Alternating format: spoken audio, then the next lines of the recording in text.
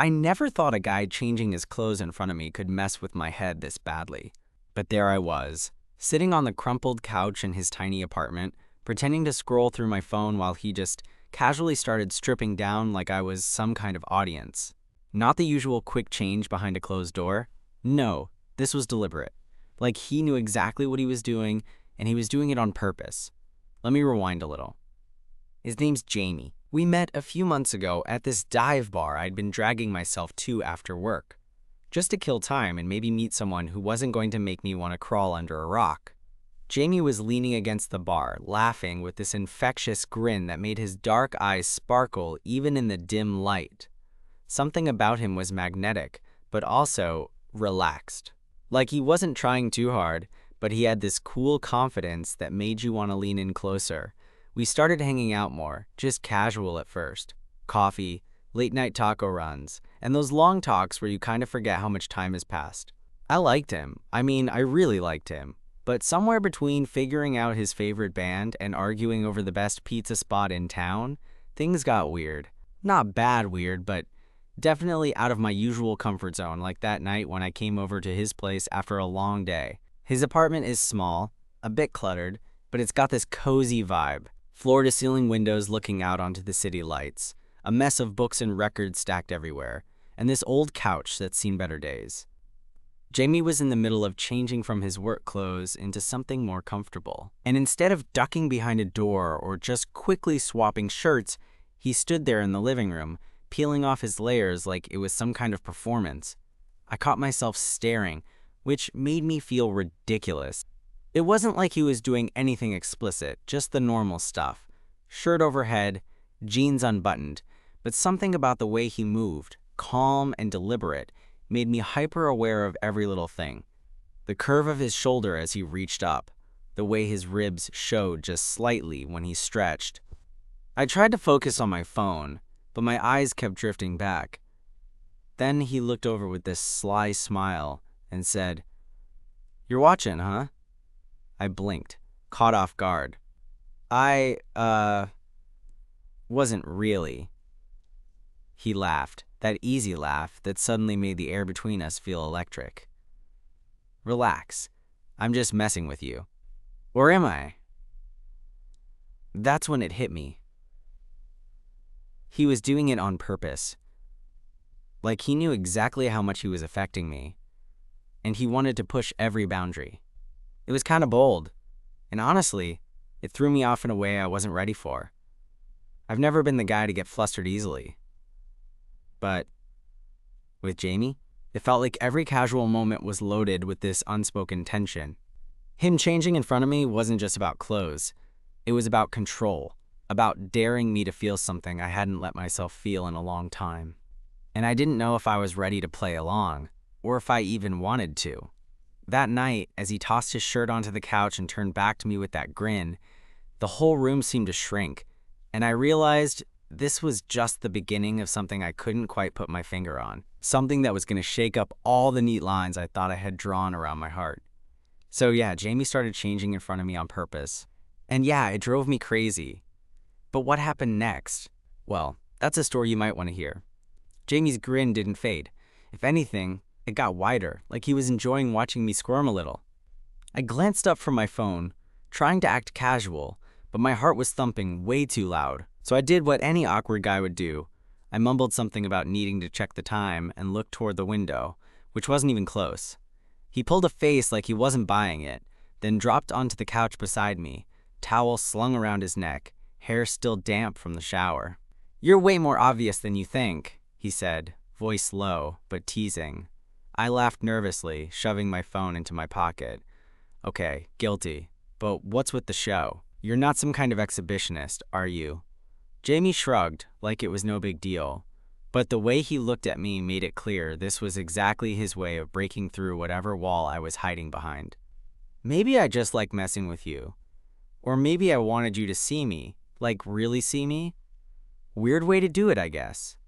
There it was. The thing I hadn't fully admitted to myself. I wanted to see him. Not just the surface stuff, or the funny texts and casual hangouts. I wanted to know what was behind those dark eyes. What made him tick when the world wasn't watching? For a moment, the room went quiet, except for the hum of the city outside. Then Jamie reached out and grabbed a beer from the little table, popped it open, and handed it to me. Come on, don't overthink it. Just be here. I took the bottle, feeling the cool glass in my hand and the way his fingers brushed mine for just a second longer than necessary. All right, I said, trying to sound less awkward than I felt. But if this is your plan to freak me out, it's working. He laughed, that warm, easy laugh again, and leaned back, stretching his arms above his head. Good. I like freaking you out. From there, things settled into a rhythm that was both comfortable and charged with something I couldn't quite name. We talked about everything and nothing. The shitty day at work I'd just survived, the latest weird documentary he'd watched, his obsession with old sci-fi movies. Every now and then, his eyes would flick to mine, like he was waiting for some kind of permission or signal. And I felt that tug in my chest, the one that said maybe I was ready to give it. A few nights later, I found myself back at his place, this time with a small bottle of whiskey in hand and a nervous energy I couldn't shake. Jamie met me at the door with that same crooked smile, like he'd been waiting for me just as much as I'd been waiting for him. Hey, he said quietly. You're early. Couldn't wait, I admitted, stepping inside. The apartment smelled like cinnamon and something smoky, a mix of candles and incense, he swore by. Maybe I was just imagining it, but it felt like the air itself was charged, like anything could happen. We settled on the couch again, this time closer, our knees almost touching. He poured us each a glass and raised his in a silent toast. To messing up plans, he said, and I laughed because, honestly, that described my life pretty well. As the night wore on, the whiskey loosened my tongue and my nerves. Jamie's usual teasing softened into something warmer, more real. When he reached over and brushed a stray lock of hair from my forehead, I felt a shiver run down my spine. It wasn't just the alcohol. Then, out of nowhere, Jamie's hand found mine. His fingers curled around mine like he'd been waiting for the perfect moment to do exactly that. My heart almost stopped. I wanted to pull away, terrified of what this might mean, but I didn't. Instead, I squeezed his hand back, feeling a quiet thrill in that simple touch. Why do you keep doing that? I asked, voice barely above a whisper. Changing in front of me like it's some kind of game? He looked down at our hands, then back up at me, eyes soft but serious. Because I want you to see me, not just the parts one usually show. The real me. And maybe because I'm hoping you see something worth sticking around for.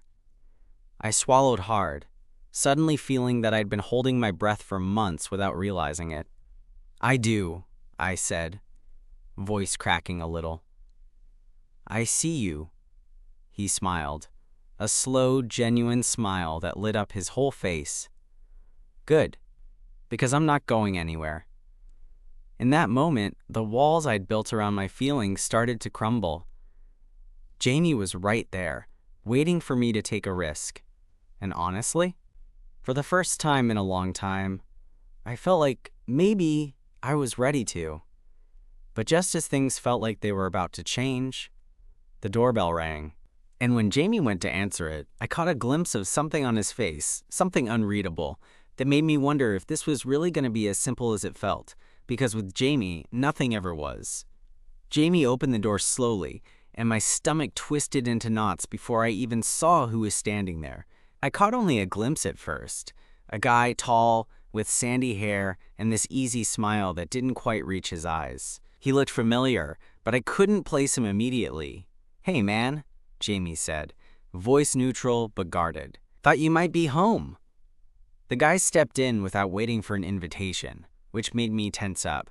I figured I'd drop by. You said you wanted to talk.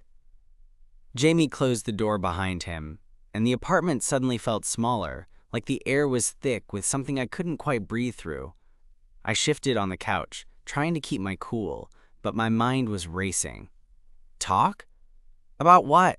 I asked, trying to sound casual, but probably failing miserably. The visitor glanced at me and then back at Jamie. Look, I'm sorry to just show up like this. I didn't want to make a scene, but Well, Jamie and I have some unfinished business. I bristled at the words. Unfinished business? What the hell did that even mean? Jamie's jaw tightened, but he didn't say anything at first. Instead, he motioned for the guy to sit, and the tension between them was so thick I could almost slice it with a knife. I felt like I was intruding, like I was watching some kind of private war unfold right in front of me, and I hated feeling like I was the outsider. So, Jamie said finally, voice low, "What exactly do you want?" There was this charged silence before the guy responded. "I just want to clear the air.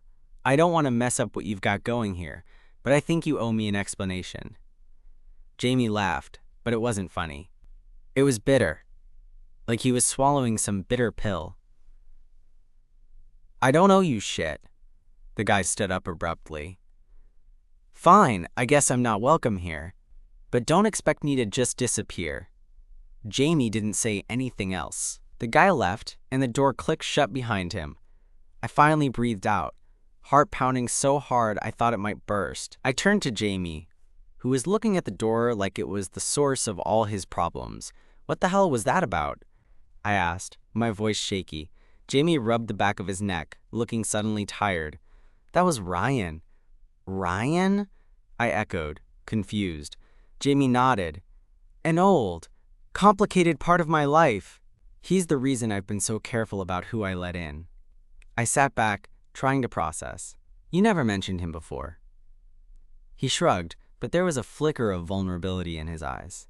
"I didn't want to mess up what we're building, but now it's out there." I didn't know whether to be mad or sad, or maybe just scared, because suddenly the guy who'd been changing in front of me like it was some kind of game was a lot more complicated than I thought. "I'm not going anywhere," I told him, trying to sound firmer than I felt. "But you have to be honest with me. All of it." Jamie gave me a slow nod and sat down beside me. "I will, I promise." For the first time, the playful, mischievous side of Jamie gave way to something rawer, realer. He talked about Ryan, the years of friendship that had become tangled up with feelings neither of them fully understood, the fights, the distance, the resentment, the kind of messy stuff that doesn't fit neatly into a story. Listening to him, I realized that Jamie wasn't just testing me with his little performances. He was testing himself, whether he could let someone in without fear of getting burned. And somehow, that made me want to be that person for him, even if it meant stepping into the mess. That night stretched long. We sat on that couch, talking until our voices were hoarse and the city outside started waking up again. Jamie let me see his scars, the ones you can't really touch but that shape you just the same. I told him things too, about why I've kept my heart locked up, about the last time I let someone close, and how it ended in a way I'm still not over. At some point, the awkwardness between us melted into something quiet and hopeful. We didn't need to rush or pretend. Just being together in that moment was enough. But even as we finally started to figure each other out, I knew the night's visitor wasn't the last complication. Ryan was still out there, and with him came a past that wasn't ready to stay buried. And honestly, that scared the hell out of me. Yet, as Jamie pulled me close and rested his hat on my shoulder, I realized something else. I was ready to face it. With him. Because sometimes, love isn't neat or easy. Sometimes, it's messy and scary and unpredictable, and that's what makes it real. The days after Ryan showed up were like walking on thin ice. Jamie was quieter than usual, and I wasn't sure if that was because of me or because Ryan's visit had stirred up a storm beneath the surface. I wanted to ask, to push him to talk more, but there was also this invisible line I didn't want to cross, like I was afraid I'd break something fragile between us if I pushed too hard. One afternoon, I found myself at Jamie's apartment again. The city was buzzing outside, but inside it felt like the world had slowed down.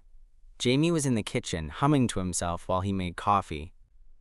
The smell of it filled the room, calming and familiar. I sat down on the couch, watching him. After a few minutes, I blurted out, "So what's the plan? With Ryan, I mean." Jamie didn't turn around right away. He leaned against the counter, sipping his coffee, eyes distant. "Honestly, I don't know. I've been avoiding it because it's complicated. But it's not going away on its own." "Complicated how?" I asked, trying to sound casual, but my heart was doing that nervous flutter again. He finally faced me, and there was this raw honesty in his gaze. Ryan and I used to be close, more than friends, but less than a real relationship. It was messy and undefined, and when we finally tried to make sense of it, it just fell apart. I nodded slowly, trying to understand. So he's not just some random guy. No, Jamie said. He's someone I cared about deeply, but he also hurt me. And I think I hurt him too. The air between us thickened, but this time it wasn't uncomfortable. It felt like we were building something real on top of all the mess. I moved closer, my voice softer. Does he know about me? Jamie shook his head. No, and honestly, I'm not sure I want him to. I could see the hesitation in his eyes. Why not? Because he's a part of my past I'm still trying to figure out. And bringing you into that mess too soon wouldn't be fair. I took his hand, squeezing it gently. Hey, I'm not going anywhere. We'll figure it out together. Jamie's smile was small but genuine. I'm lucky you're patient. We spent the rest of the day like that, close, but careful. I was getting to know the real Jamie, the one behind the teasing and casual bravado. The guy who was scared of getting hurt but still brave enough to try. A few nights later, I was at Jamie's place again. And this time, he was the one who surprised me. He was in the middle of changing, but instead of the usual teasing, there was a vulnerability in the way he looked at me. I want to show you something, he said quietly. I raised an eyebrow. Like what? More of the changing in front of you thing? He laughed softly. No, come here. He led me to his bedroom, where a small box sat on the dresser. Jamie opened it to reveal a bunch of old photos and letters, things he'd kept hidden away. These are from back when Ryan and I were figuring things out, he said, holding up a faded photo of the two of them laughing in the sun. I could see the pain and nostalgia on his face. Why show me this now? Because I want you to know the whole story. No more secrets. I reached out, brushing my fingers over the photo. Thank you for trusting me. Jamie took a deep breath. I'm still scared, you know. Scared that this past will come back and ruin what we have. Maybe, I admitted, but it's part of you, and I'm not afraid of you. Not anymore. That night, as we lay tangled up in each other's arms, I realized that love wasn't about perfection. It was about embracing the messiness, the fears, the past wounds, and still choosing to be there. Jamie's hand found mine under the sheets, fingers intertwining like a promise. We didn't have all the answers, and I knew the road ahead would be bumpy. But for the first time in a long time, I felt like I was exactly where I was supposed to be. And as he drifted off to sleep, I whispered to myself, whatever comes next, we'll face it together. For a few days after that night, things between Jamie and me settled into this quiet, warm groove. We'd text more, hang out more, and the weight of Ryan's presence felt a little less suffocating. I was beginning to think maybe Jamie was right when he said he was lucky I was patient, because honestly, patience was all I had to offer at that point. But then, out of nowhere, Jamie called me on a Thursday afternoon, his voice tense, shaky even. Hey, can you come by? I need to talk. That's when the old familiar panic started to bubble up again. I didn't ask questions, just grabbed my jacket and headed over. When I got to his apartment, Jamie was sitting on the couch, hands clasped together, looking like a guy who'd been carrying a boulder on his shoulders for far too long. Sit down, he said, voice low. I didn't hesitate. I flopped down next to him and waited. The silence stretched, thick and heavy, until he finally let it out. Ryan showed up again last night, at the bar. I blinked. What? Why? Jamie ran a hand through his hair, eyes on the floor. I don't know. Maybe to stir shit up. Or maybe he's trying to get closure. I'm not sure. I could feel the tension radiating off him, and it pissed me off. Not at him, but at the situation. Did you talk to him? Not much. I tried to walk away, but he followed me outside. Said some things that made me question everything. I swallowed hard. Like what? Jamie hesitated, then looked at me with a mix of frustration and pain. He said he's not ready to let go. That maybe there's still something between us. That I'm making a mistake by moving on.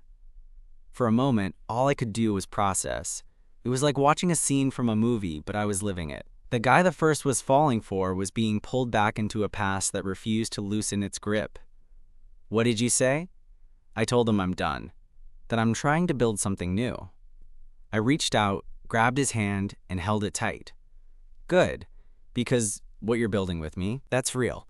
Jamie gave me a grateful smile, but the flicker of doubt hadn't left his eyes. "I'm scared, man," he admitted. "Scared that this will blow up in my face. That I'll lose you too." I squeezed his hand. "You won't, but you have to let me in. All the way." He nodded, and for the first time I saw that spark of hope flicker into something steadier. Over the next few weeks, Ryan's appearances became a shadow looming over us. Sometimes he'd text, sometimes he'd show up unexpectedly. Jamie tried to keep me out of it, but I insisted on being there. If this was part of Jamie's life, then it was part of mine too. One night, Ryan came to the apartment again. This time, I was there. The moment he walked in, the air shifted. Ryan looked at me, then back at Jamie, a flicker of something unreadable crossing his face. "I didn't expect to see you here," he said, voice low. Jamie's jaw tightened. "Maybe you shouldn't be here at all." Ryan's gaze didn't waver. "I'm not here to cause trouble, just to say goodbye. For real this time." Jamie looked at me, then back at Ryan. "If you want closure, you're going to have to leave us alone." Ryan nodded slowly. "I get it. I just hope you find what you're looking for." And with that, he left. After the door closed, Jamie sank onto the couch, exhaustion written all over him.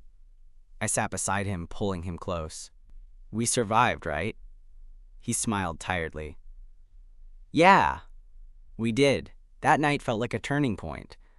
Like the past was finally starting to loosen its grip, and we could breathe a little easier. But even as relief settled in, I knew there were still challenges ahead. Love, after all, wasn't about avoiding the storms. It was about weathering them together. And with Jamie by my side, I was ready to face whatever came next. The days after Ryan left for good, or at least, that's what we hoped, felt like walking into the sunlight after months in a cave. Jamie and I settled into a rhythm that was quieter but somehow fuller. No more unexpected knock on the door or tense confrontations in the hallway. Just us, figuring out what this was, without ghosts lurking in the background. One evening, I showed up at Jamie's place after work, tired but looking forward to decompressing with him. He was already there, sprawled on the couch with that familiar half-smile that made my chest tighten every time I saw it. He looked up as I came in, and in that moment, all the noise of the day faded. "Hey," he said, patting the spot beside him. I kicked off my shoes and sat down, feeling the worn cushions beneath me. "Hey." We didn't say much at first, a comfortable silence that felt like home. Eventually, Jamie stretched his arm around my shoulders, pulling me close. I was thinking, he started, voice low and a little hesitant. "Maybe we should take a trip. Get out of the city for a bit." I raised an eyebrow. "A trip? Where to?" He shrugged, a grin tugging at his lips. "Doesn't matter. Somewhere with no distractions, no past catching up to us. Just you and me." The idea made my heart skip. "Sounds good. When were you thinking?" "Soon. Like, this weekend." I laughed. "You're spontaneous." Jamie winked. "Only when it counts." That weekend, we drove out of the city, windows down, music blasting, the kind of playlist that made you want to sing badly and laugh even worse. The sun was warm on my face, and for the first time in a while, I felt like I was exactly where I was supposed to be. We checked into a small cabin near the lake, the kind of place that felt like stepping into a postcard. No cell service, no internet. Just trees, water, and each other. That night, after we'd cooked dinner over the tiny stove and sat outside watching the stars, Jamie surprised me by pulling me close. "Remember when I used to change in front of you on purpose?" he asked, eyes gleaming in the firelight. I chuckled. "Yeah? I wasn't sure if you were just messing with me or, I don't know, trying to say something." He shrugged. "Maybe a little of both." I reached out, tracing the line of his jaw. "Well, I got the message." Jamie smiled, leaning into my touch. "Good." "Because I want you to see all of me. Not just the parts, one show at the bar or through texts." I swallowed, feeling an ache in my chest. I want that too. The rest of the weekend was filled with long talks, lazy mornings, and stolen kisses by the water's edge. We talked about dreams, fears, the kind of future neither of us had dared to imagine in a while. At one point, Jamie confessed, "I'm scared, you know. Scared that something will come along and mess this up, but being with you feels right, and I don't want to mess it up either." I squeezed his hand. "We'll be scared sometimes. That's normal, but we'll figure it out together." On the drive back to the city, the silence between us was different, full of promise, not tension. Jamie reached over, his fingers curling around mine, and I felt a warmth spread through me that had nothing to do with the sun streaming through the window. Back home, things didn't suddenly become perfect. Life had its usual hurdles: work stress, missed calls, moments of doubt. But now, when Jamie started changing in front of me, it wasn't a game or a test. It was an invitation, a quiet way of saying, "I trust you." And I trusted him too. One evening, we sat on his couch, the city lights twinkling behind us. Jamie pulled me close, resting his head on my shoulder. "Thanks for sticking around," he whispered. I smiled, pressing a kiss to his temple. "I'm not going anywhere." In that moment, I realized that love wasn't about grand gestures or perfect timing. It was about showing up, every day, even when it was messy, complicated, and scary. And with Jamie, I was ready to show up for all of it. Months passed, and with each one, the knot of tension and uncertainty between Jamie and me loosened, unraveling into something steady and real. That little apartment, once a place of guarded glances and half-hidden feelings, became our safe space.